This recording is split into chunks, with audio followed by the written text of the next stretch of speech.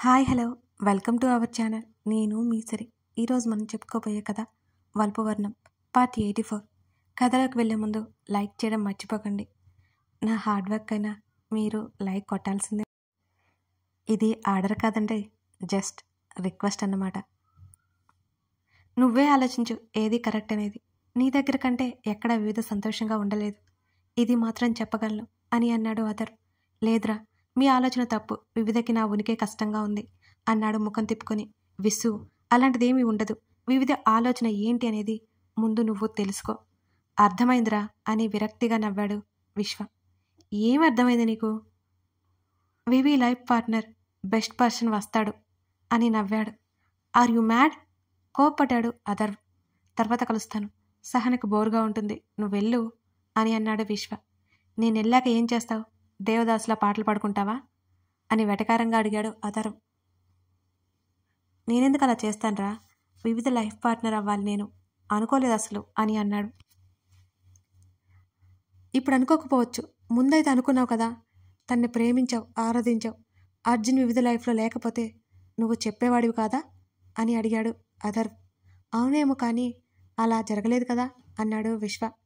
ప్రేమ fail అయితేనే ఆరాధన, అంతేనా? విసుగొచ్చింది అథర్వ్కి. ఇప్పుడేమంటావు?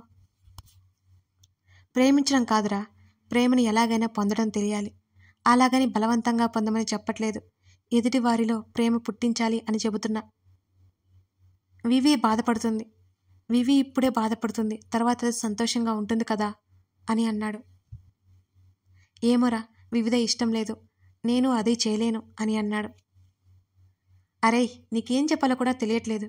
ఇన్ని చెబుతున్నా గానీ వివి బాధపడుతుంది, వివికి ఇష్టం లేదంట. ఏంట్రా, పిచ్చా నీకు? ఇప్పుడు బాధపడినా తర్వాత నువ్వేంటో, నీ ప్రేమ ఏంటో తెలుసుకుని లైఫ్ లాంగ్ సంతోషపడుతుంది అని అన్నాడు అథర్వ్. అబ్బా, నీకెందుకు అర్థం కావట్లేదురా? ఇప్పటి వరకు ఫ్రెండ్ ప్లేస్లో ఉన్నాను, తన ప్రేమికుడిగా ఎలా తీసుకుంటుంది? ఎప్పటికీ తీసుకోలేదు. ఈసారి విశ్వలో అసహనం చేరింది అథర్వ్ మాటలకి. నువ్వేమైనా వివిధ మనసులోకి తొంగి చూసావా ఇడియట్? ప్రేమ ఎప్పుడు పుడుతుందో చెప్పలేం. బెస్ట్ ఫ్రెండ్ బెస్ట్ హస్బెండ్ కాకూడదా ఏంటి? అసహనం అథర్వుల. కావచ్చు, కానీ ఇక్కడ వేరు. నేను కాకుండా వేరే ఎవరినైనా అయితే తనకి కాస్త కంఫర్ట్గా ఉంటుంది అని అన్నాడు విశ్వ. నీకు చెప్పిందా? పిచ్చెక్కిస్తున్నావు కదరా, అర్థం లేని ఆలోచనలు నీవి అని అన్నాడు విసుగ్గా. నేను కరెక్ట్గానే థింక్ చేస్తున్నాను అథర్వ్. ఏదేమైనా వివి హ్యాపీనెస్ ఇంపార్టెంట్ నాకు అని అన్నాడు. నీ బొంద, నువ్వే బాగా ఆలోచించుకో. కొన్ని నిర్ణయాలు తీసుకునేటప్పుడు ఒంటరిగా ఉన్నప్పుడు బాగా ఆలోచిస్తే కరెక్టా లేదా అని తెలుస్తుంది అని అక్కడి నుంచి వెళ్ళిపోయాడు అథర్వ్. ఫ్రెష్ అయి వచ్చి అతను బెడ్ మీద పడిపోయాడు విశ్వ. అత్తయ్య, అర్జున్ పిలుపుకి చిరునవ్వుతో రా అర్జున్, అందరూ ఎలా ఉన్నారు? ఇంట్లోకి స్వాగతం పలికింది సుధా. అందరూ బాగున్నారు అత్తయ్య. మావయ్య అన్నాడు చుట్టూ చూస్తూ. మీ మావయ్య సంగతి కొత్తగా తెలియంది కాదు. ఆయనకి హాస్పిటల్లో ఒక్కసారి చాలా ఆలస్యం అవుతుంది అని నవ్వుతూ చెప్పింది సుధా. కొంత సమయం సుధతో మాట్లాడాడు అర్జున్. సుధా మాటల ద్వారా తెలిసింది అసలు విషయం ఏంటంటే విశ్వ వివిధ పెళ్లి జరిగితే వాళ్ళకి సంతోషమని. వివిధ లేదా అత్తయ్య అని అడిగాడు అతను. ఉంది అర్జున్, ఇవాళ ఆఫీస్కి వెళ్ళలేదు. మధ్యాహ్నం కొంచెం తిన్నది, ఇక గదిలో నుంచి బయటకే రాలేదు అని అంది సుధా. విశ్వ కనిపించడం లేదు అని అన్నాడు అర్జున్.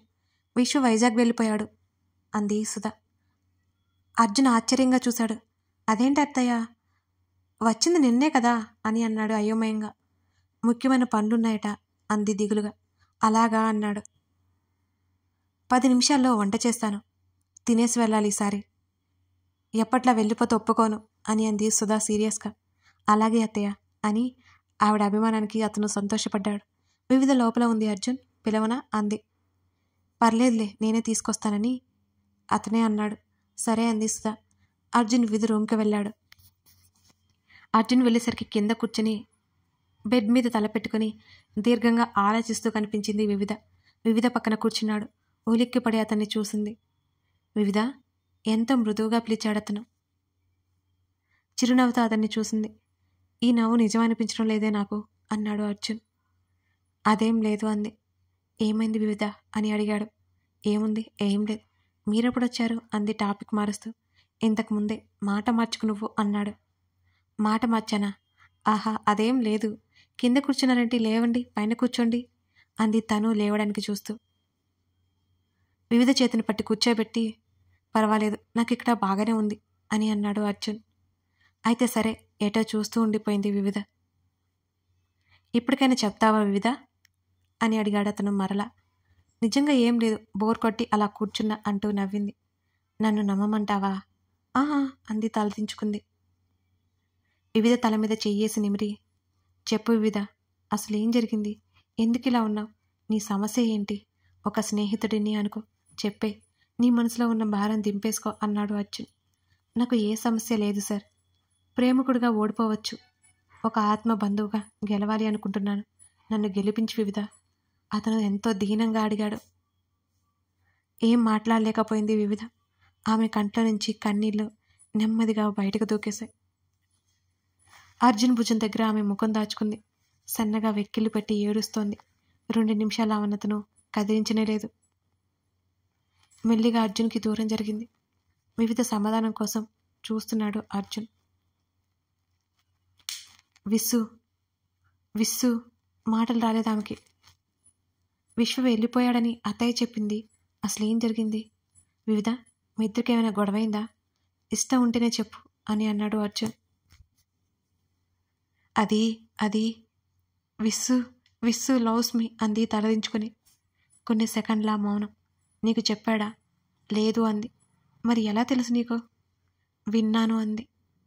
సరే, ఆ విషయానికి ఎందుకు బాధపడుతున్నావు అన్న అర్జున్ వైపు అయోమయంగా చూసింది వివిధ. అవును వివిధ, ఇష్టం ఉంటే ఓకే చెప్పు, లేదంటే నో చెప్పు. ఇష్టమా? అదేం లేదు అంది కంగారుగా. మరి ఏం చెప్పావు? నో అన్నాను. విశ్వ ఏమన్నాడు? ఓకే, ఇబ్బంది పెట్టను అన్నాడు. ఇక నువ్వు బాధపడే సమస్య నాకేం అర్థం కావడం లేదు అన్నాడు నొసలుముడు వేసి. తన ఫ్రెండ్షిప్ని వద్దన్నాను అని అంది తలదించుకుని. అలా ఎందుకు చెప్పావు అడిగాడు అర్జున్. నాకు దగ్గరలో ఉండి బాధపడడం ఇష్టం లేదు, అందుకే డైరెక్ట్గా చెప్పేశాను అంటూ అర్జున్ని చూసింది వివిధ. ఒకప్పుడు అర్జున్ కూడా ఇలాగే ఆలోచించాడు. తను అర్జున్కి దగ్గరలో ఉంటే బాధ ఫీల్ అవుతుందని తనకి దూరంగా ఉన్నాడు. ఆ విషయం చాలా రోజులకు అర్థమైంది వివిధకి. చిన్నగా నవ్వి, విశ్వ ఏమన్నాడు? ఏమి అనలేదు, వెళ్ళిపోయాడు అంది దిగులుగా. సరే, నేను ఒకటి అడుగుతాను చెప్పు అని అర్జున్ అనగానే తల ఊపింది. నువ్వు విశ్వ ప్రేమ గురించి తెలిసి బాధపడుతున్నావా, లేదా విశ్వ వెళ్ళిపోయాడని బాధపడుతున్నావా అని అర్జున్ అడిగాడు. సూటిగా వివిధనే చూశాడు.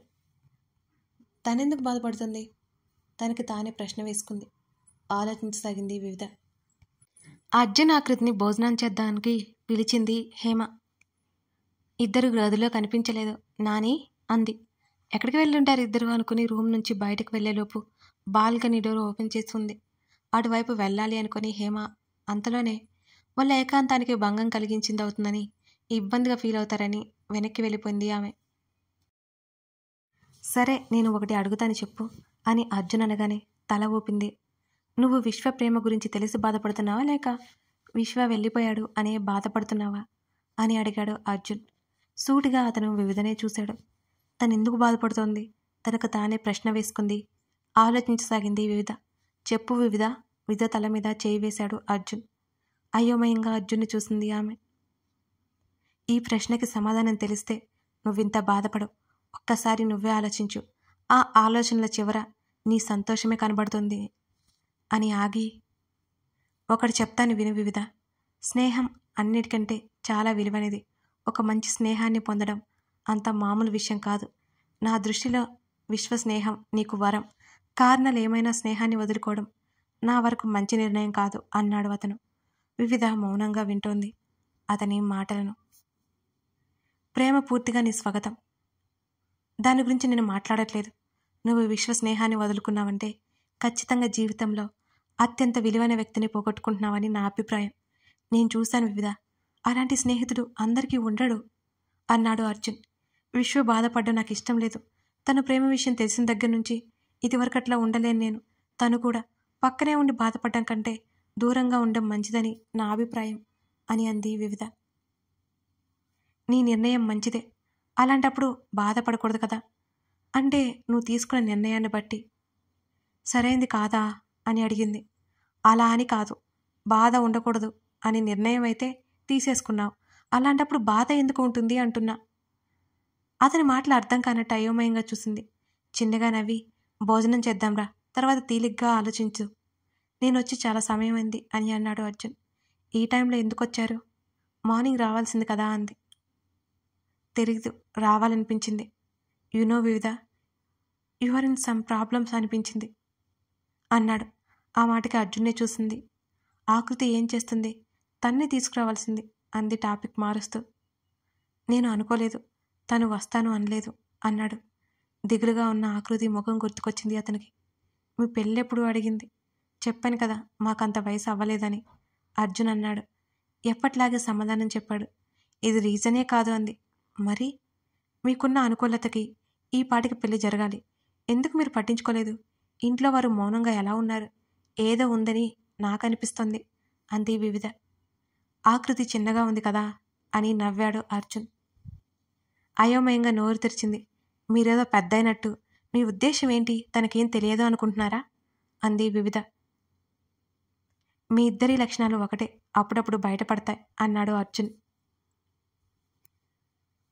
నవ్వింది చిన్నగా. మేము సిస్టర్స్ కదా అంది కళ్ళెగరేస్తూ. అర్జున్ కూడా చిన్నగా నవ్వాడు. అత్తయ్య ఎదురు చూస్తుంటుంది, అక్కడ ఆకృతి భోజనం కూడా చేయదు పదా అన్నాడు. అందుకే తన్ని తీసుకురమ్మనేది. నువ్వే ఇంటికి రావచ్చు కదా. వస్తాను, రేపు సాయంత్రం కన్ఫర్మ్ అంది వివిధ.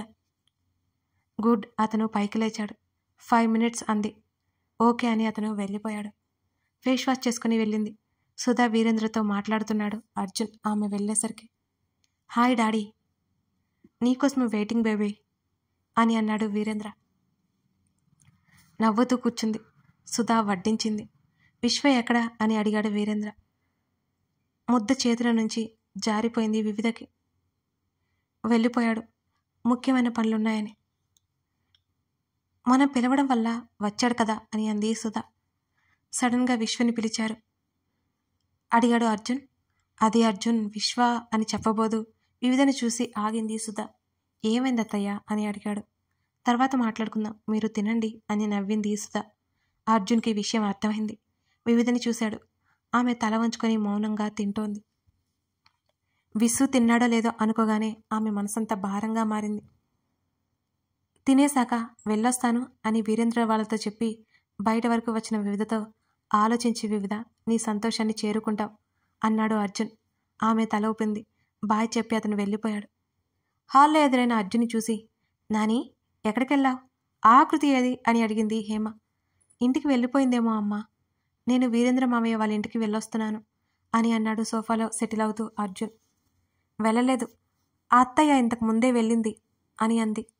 నా రూమ్లోనే నిద్రపోయి ఉంటుందేమో, ఏమైనా తిన్నదా అని అడిగాడు అర్జున్. లేదు నాని, ఇద్దరూ తినేయండి, మా భోజనం అయింది అని అంది హేమ. నేను తినేశాను. అవునా సరే, ఆకృతిని రమ్మని చెప్పు, తర్వాత ఇంటికి పంపే, లేదా నానమ్మ దగ్గరికి పంపే, నానమ్మ ఉంది, కోపడుతుంది అంది హేమ. ప్లేట్లో పెట్టివు అన్నాడు అర్జున్. ప్లేట్లో పెట్టి ఇచ్చింది హేమ. తీసుకువెళ్ళాడు అర్జున్. రూమ్లో ఆకృతి కనిపించలేదు.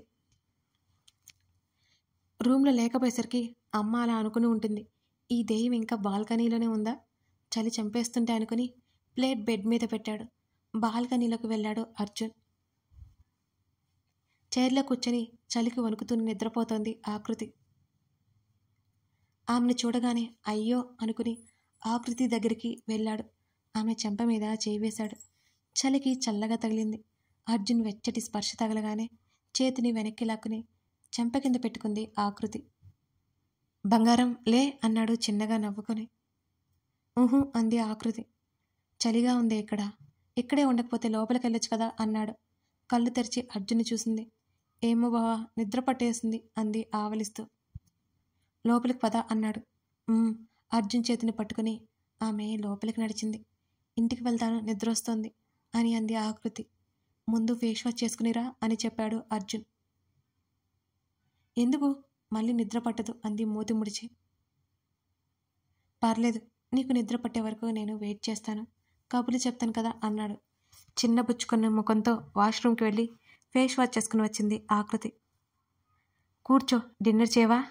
సీరియస్గా అడిగాడు అర్జున్. మర్చిపోయా, నిద్రపోయా అంది ఆకృతి. చాలా అమాయకంగా చెప్పింది. చిన్నపిల్లల మాట్లాడుకు, తిను అన్నాడు అర్జున్. నేను తినను అంది. తినిపించు అనొచ్చు కదే, ఈ మధ్య ఇగో చూపిస్తున్నా అన్నాడు అర్జున్. అర్జున్ బుగ్గలాగి నవ్వింది చిన్నగా. తిను అని కలిపి పెడుతుంటే ఆమె తినేసింది. బావా? చెప్పవే. నాకు రోజు నువ్వే తినిపించు. సరే, ఫ్యూచర్లో చూద్దాంలే అని అన్నాడు అర్జున్. ఫ్యూచర్లోనా అంది. అవును. మాట వరుసకు కూడా అనవా బావా? నేను నిజాలే చెప్తా. ఆహా, నాతో ఇన్ని అబద్ధాలు చెప్పలేదు నువ్వు అంది కోపంగా. నేనా? ఎప్పుడు? ప్లేట్ పక్కన పెట్టేసి హ్యాండ్ వాష్ చేసుకుని వచ్చాడు అర్జున్. ఆ మాట అనకు. వాటర్ తాగింది. అర్జున్ డ్రెస్ చేంజ్ చేసుకుని వచ్చాడు. సరే, ఇక వెళ్ళి పడుకో. బెడ్ మీద కూర్చున్నాడు అతను. కబుర్లు చెప్తాను అన్నావు అని కళ్ళు ఎగరేసింది ఆకృతి. లేట్ అయిందే అన్నాడు. నాకేం సంబంధం లేదు, ఆమె మొండిగా అంది. నీ ఇష్టం, నానమ్మ ఉంది అన్నాడు అర్జున్. నాకేమైనా భయమా ఏంటి? మూతి తిప్పింది ఆకృతి. ఇవన్నీ నానమ్మ ముందు మాట్లాడు అన్నాడు అర్జున్. వివిధ ఎలా ఉంది అని అడిగింది ఆకృతి. అంటే ఎలా ఉంటుంది? ఏమో, తనేదో ప్రాబ్లంలో ఉంటే నువ్వు వెళ్ళినట్టు అనిపించింది నాకెందుకో. అదేం లేదు, ఊరికే వెళ్ళాను. త్వరలో గుడ్ న్యూస్ చెప్తాను. ఇప్పుడు నువ్వు వెళ్ళవే అన్నాడు. ఐ వాంట్ కబుర్లు అంది చిన్నపిల్లలా మారం చేస్తూ. అని అయోమయంగా చూశాడు. ఆమె నవ్వింది. వెళ్ళవు అన్నమాట. వెళ్ళను అని అడ్డంగా తల ఊపింది. ఒక్క సెకండ్లో ఆకృతిని వెనక్కి తోసి మీదకి చేరాడు. కళ్ళు పెద్దవి చేసి నోరు తెరిచి చూసింది ఆమె. ఉంటావా ఇక్కడే అన్నాడు ఆమె ముఖానికి దగ్గరగా వచ్చి. మాట రావట్లేదు ఆకృతికి. చెప్పు, ఇవాళ మన ఫ్యూచర్ కోసం ఒక మెమరీ దాచేసుకుందామే అన్నాడు అతను గుసగుసగా. బావా అంది. ఏంటి అన్నాడు చెవిది వైపుకు పెట్టి వింటున్నట్టుగా. వెళ్తా. పర్లేదు, ఇంకేం వెళ్తావు? ఆమె పెదవి అంచున ముద్దు పెట్టాడు. ఆమె కళ్ళు మూసుకున్నాయి. ఆమె పెదవుల మీద చిన్నగా ముద్దు ఇచ్చి అలాగే ఆమె నుదుటిన పెదవులు తాగించి ఆమె మీద నుంచి లేచాడు అర్జున్. అలాగే ఉండిపోయింది ఆకృతి. కొంత సమయానికి కళ్ళు తెరిచింది. ఉంటావా ఇక్కడే నవ్వుతూ అడిగాడు అర్జున్. కాస్త పైకి జరిగి సరిగ్గా పడుకుని గెటౌట్ బావా అని పక్కకి తిరిగి కళ్ళు మూసేసుకుంది. ఇది నా రూమ్ అన్నాడతను. నాది కూడా. నో, నాకు వేరే ఎక్కడ నిద్ర పట్టదు. నానమ్మ దగ్గరికి పోవే అన్నాడు అర్జున్.